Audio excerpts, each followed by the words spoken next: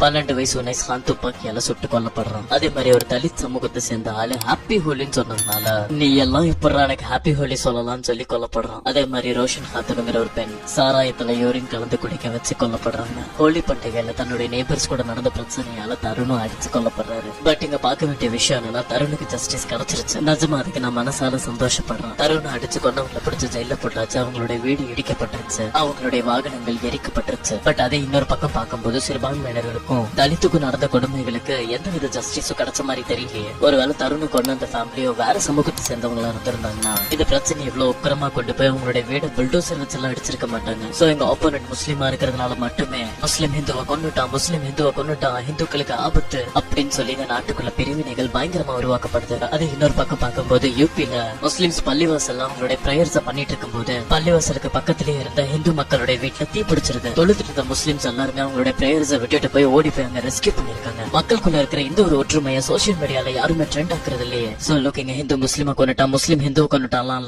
சின்ன விஷயத்துக்காக கொலையே நடக்குது. ஜஸ்டிஸ் இங்க எல்லாத்துக்குமே ஈக்குவலா கிடைக்கணும். இதுல உங்களுடைய கருத்துக்கள் என்னங்கறத கமெண்ட்ல சொல்லுங்க.